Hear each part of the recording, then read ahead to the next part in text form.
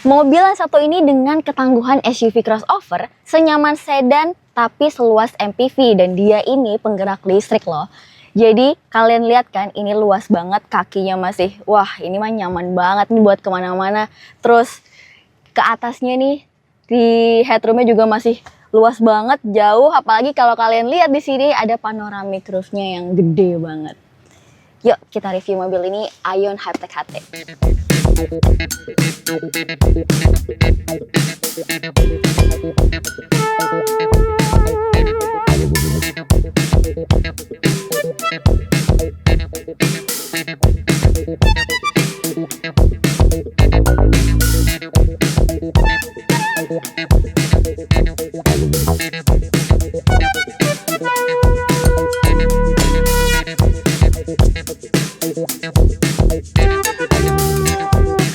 Ya, jadi ini dia Aion Hypertech HT. Nah, yang lagi kita pinjam ini adalah yang versi premium. Jadi dia ada yang ultra, ada yang premium. Kalau yang tipe premium ini modelnya itu mirip sama Tesla Model Y. Tapi kalau untuk yang tipe ultra, dia itu mirip banget sama Tesla Model X. Kenapa? Karena model pintunya itu glowing. Dia ngebukanya tuh ke atas gitu, keren banget sih. Dan harganya pun mereka berdua ini beda banget ya. Cuman kalau dari fitur, terus overall desainnya itu ya hampir-hampir mirip. Oke, kita bahas dari desain depannya dulu. Kalau desain depannya ini hampir mirip ke Porsche gitu ya. Dari kap mesinnya, terus lampunya. BTW ini lampunya dia kalau dinyalain tuh kayak ada animasi-animasinya gitu. Dan dari depan dia simple sih mobil ini. Nggak terlalu banyak dimainin gitu modelnya kayak mobil-mobil listrik yang ada di pasaran sekarang ya. Kalau dari samping ini pintunya kan dia ini modelnya model biasa ya. Kalau yang ultra gullwing gitu. Cuman kalau di mobil ini karena dia yang tipe premium, plusnya itu dia dapat panoramik yang lebih panjang. Sedangkan yang tipe gullwing itu panoramiknya jadi lebih kecil karena ya ada engsel pintunya. Karena kebuka atas gitu kan. Kalau dari belakang ini desainnya itu liftback. Jadi agak sedikit mirip sama EQE ya kalau dari lekukan-lekukan bodinya ini. Nah, seperti yang tadi aku bilang, sebenarnya nggak kaget sih kalau desain ini agak mirip dengan Porsche karena desainernya itu juga mantan desainernya Porsche. Makanya mobil ini mirip-mirip dengan Porsche ya. Yuk sekarang kita intip ke bagian interiornya. Nah, yang pertama kali aku notice adalah di bagian pintunya ini nih, kacanya frameless, keren banget kan? Jadi kayak mobil-mobil sport gitu. Kita lanjut ke dalam sini, ada apa aja sih sebenarnya. Oke, sekarang kita mulai bahas dari bagian drivernya dulu. Di sini overall sih duduknya enak, nyaman banget. Abis itu di bagian headrestnya ini bentuknya dia agak ke arah kepala kita, jadinya sangat menopang kepala. Dan kalau kalian lihat ini di bagian setirnya ini ya, dia modelnya tuh bentuknya oval, bukan bulat sempurna gitu. Dan di sini minim tombol, cuman ada tombol buat naik turun volume, terus di sini buat voice command, tapi ada tombol bintang. Jadi di sini kalian bisa operasiin mau pasang apa di tombol bintang itu, yang shortcut gitulah. Terus di bagian transmisinya itu di sebelah kanan dan kalian bisa juga pakai ini sebagai adaptive cruise control. Terus overall sih nyaman ya, di bagian driver udah electric juga, ventilated juga, dan bisa massage, dipilih dari head unit. Nah, kalau kalian lihat nih ya, ini nggak ada tombol-tombol sama sekali, emang clean banget. Semua pengaturan sudah dari head unit. Walaupun ada minusnya juga sih, kalau kita lagi buru-buru, hektik, itu ya mesti ngutang-ngatik head unitnya dulu. Contohnya kalau mau ngelipat spion aja harus dari head unit dan harus ngubek-ngubek di dalam sini dulu. Gitu sih. Overall itu aja fitur-fitur dari driver sini. Dan plusnya ini ada di bagian front passenger. Jadi udah dapat ottoman seat. Nah, kalian bisa lihat nih nanti di video itu bisa di recline dan juga pakai ottomannya nyaman banget. Udah elektrik juga lagi. Dan kalau di pinggir-pinggir dari ujung ke ujung nih, semua mobil ini itu udah ada ambient light-nya. Kalian mau pasang warna apapun bisa ya di sini. Nah, ini untuk fitur Ottoman-nya. Jadi kalau untuk dengan tinggi aku 165 cm ya, ini pas banget walaupun dia belum sampai full mentok ke belakang. Nah, ada notes dari teman kita yang nyobain ini tingginya sekitar 170-an. Dia tuh harus dimentokin dulu, dimundurin sampai belakang baru kakinya tuh bisa selonjor. Jadi kasihan kan kalau penumpang belakang tuh jadi semakin sempit aja.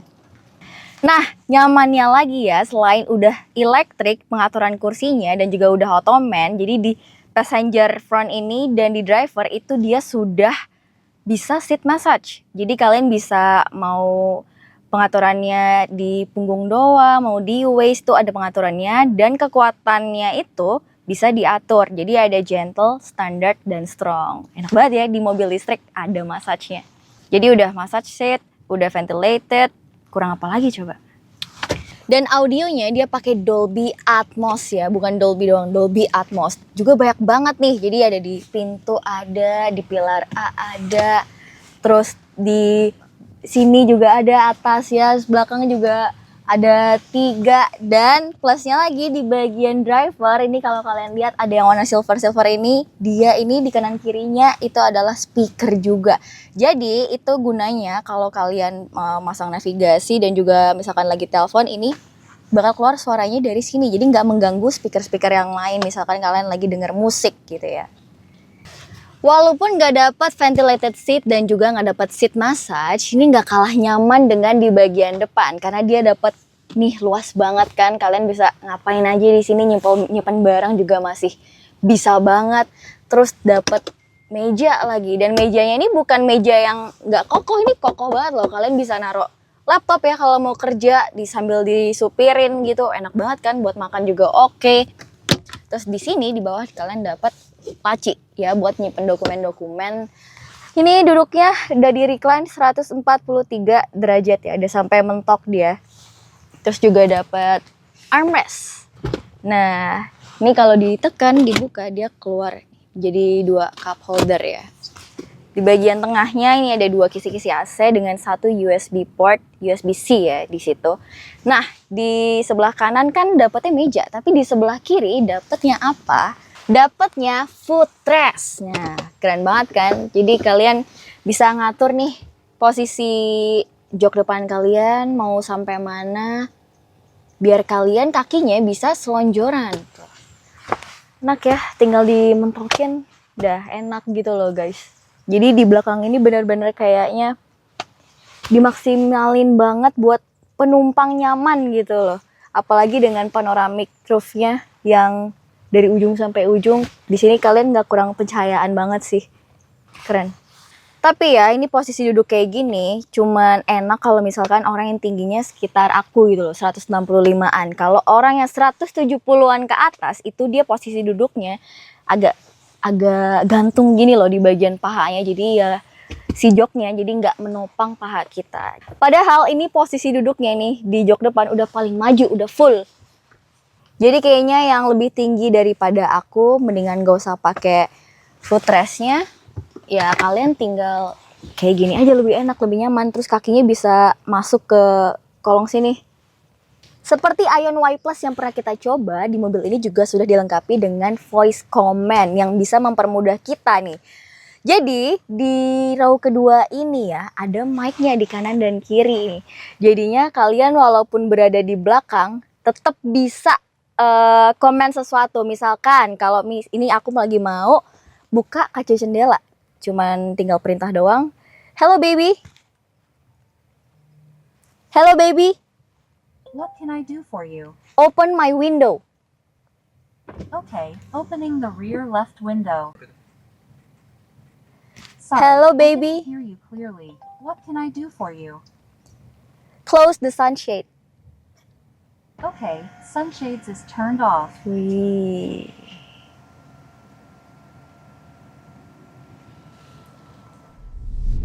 Oke, jadi kan tadi kita udah ngomongin masalah fitur-fitur mewahnya mobil ini, terus juga kenyamanannya dari depan sampai belakang. Sekarang adalah saatnya kita bahas dari segi drivingnya.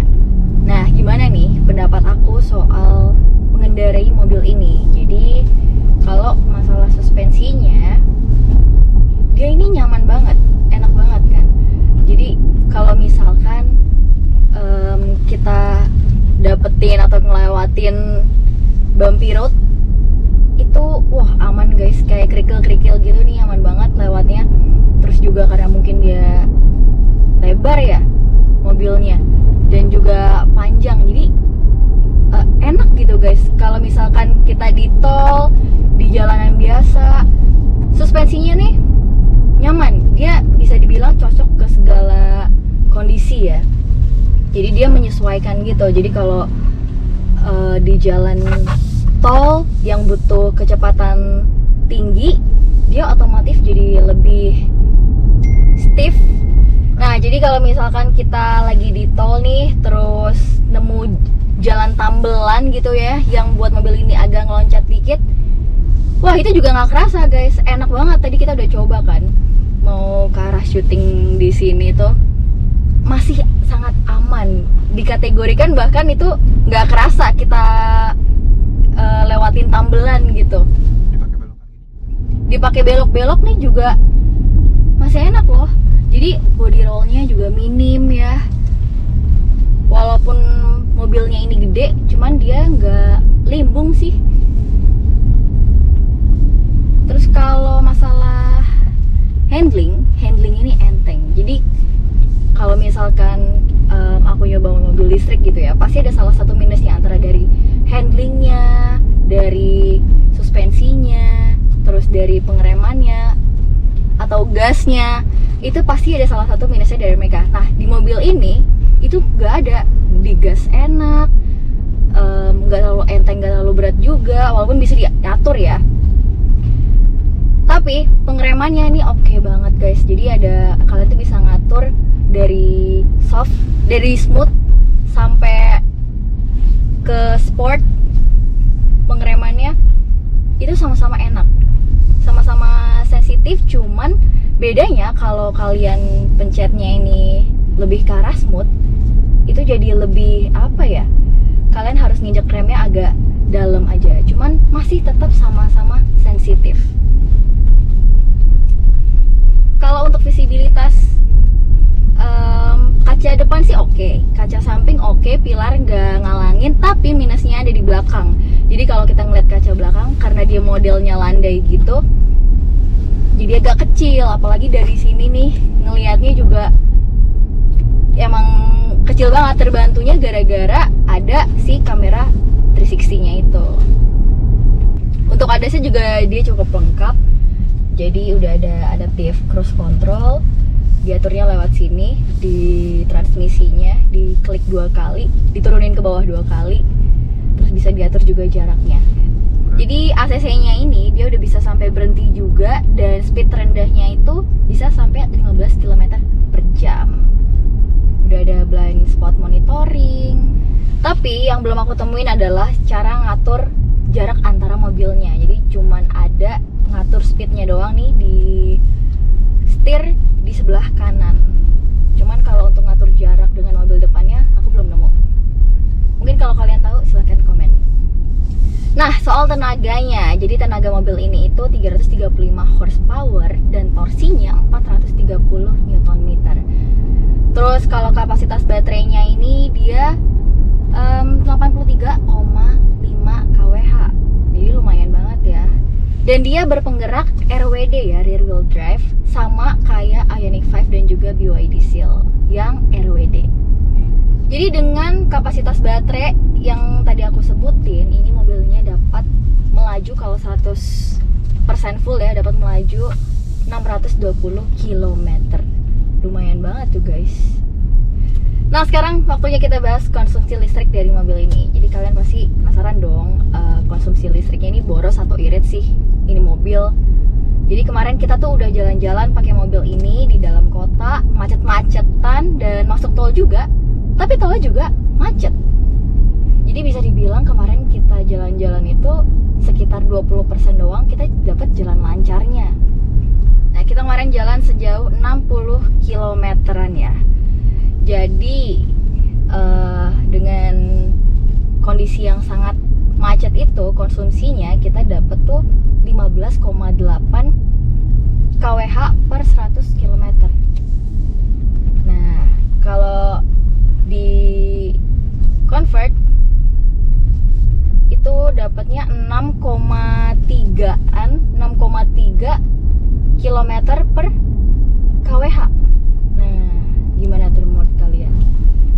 Tapi kalau misalkan di kali ini ya, dengan kondisi jalanan macet, dapatnya 6,3, itu mobil ini bisa melaju sekitar 520 km-an. Ya, berkurang sedikit doang dari klaimnya sih. Jadi masih make sense lah. Di mobil ini pengaturannya itu sudah full dari head unit, jadi nggak ada tombol-tombol fisik ya, termasuk di setirnya aja itu tombol fisiknya cuman sedikit bisa dibilang. Nah, tapi ya pengaturannya selama aku bawa nyetir nih nggak ada kendala sama sekali sih.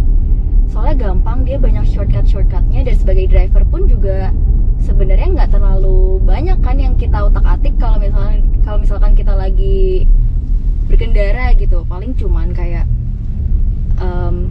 pengaturan kursinya doang, ngatur AC, terus mode berkendara, ADAS-nya, paling gitu-gitu doang kan.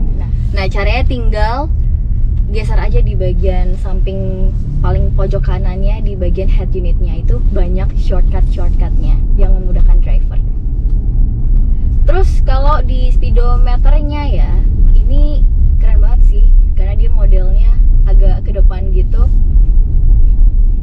Terus di sini kita juga udah bisa ngelihat map, ngebantu lagi kan, jadi nggak usah ngeliat ke kiri gitu, ngeganggu konsentrasi mengemudi.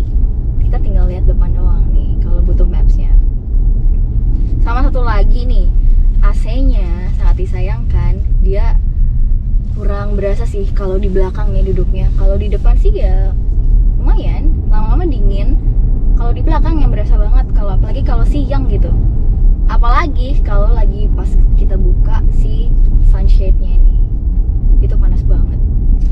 Dan satu lagi ya, di mobil ini ada satu gimmick, jadi dia udah ada parfum nih. Jadi ada 3 wangi, spring grass, flower shadow, sama rippling wet. Kalian bisa pilih wanginya dan bisa diatur intensitas wanginya. Jadi mau strong banget atau mau soft tuh bisa kalian atur. Keren sih. Tapi dari pengalaman teman-teman aku yang nyobain mobil ini ya, itu macam-macam. Ada yang bisa nyium baunya, ada yang nggak bisa sama sekali nyium baunya. Bedanya tuh mereka macam-macam lah pendapatnya gitu. Cuman sih aku bisa bedain baunya, mungkin karena aku hidungnya sensitif juga, jadi aku bisa bedain dari tiap-tiap parfumnya. Terakhir nih bagian bagasinya yang lega banget guys. Udah power tailgate ya. Tuh. Ini kebetulan kita bawa lumayan barangnya ya, jadi kalian bisa lihat sendiri seberapa luasnya dia. Dan di bawah sini juga masih ada lagi tempat penyimpanan. Nah, di sana juga masih ada space buat kalian nyimpan barang-barang yang kecil-kecil lah. Ada cantolan juga nih. Terus ada lighter, dia 12 volt, 120 watt. Juga ada lampu di kanan kiri. Nah, ini posisinya di row kedua itu dia posisinya tegak ya. Jadi kalau ini bisa di recline juga. Nah, seperti di video ini. Ntar kalian lihat sendiri kalau di recline jadi space-nya berkurangnya seberapa. Jadi dengan segala fitur-fiturnya dia, kenyamanannya, sampai kemewahannya dia, kalian pasti penasaran kan berapa sih harga mobil ini? Harganya ini nggak nyampe 1 miliar guys. Jadi dia nih 685 juta rupiah untuk yang tipe premium. Kalau yang ultra itu yang glowing, yang pintunya kebuka ke atas itu harganya 835 juta rupiah on the road Jakarta ya. Nah, dengan harga 600 jutaan, ini kalau kita bandingin sama Ioniq 5, masih lebih enak suspensinya dia. Dan fitur-fiturnya juga lebih menang dia nih dibanding Ioniq 5. Tapi kalau kita bandingin juga dengan BYD Seal yang tipe rear wheel drive ya, bukan yang tipe all wheel drive.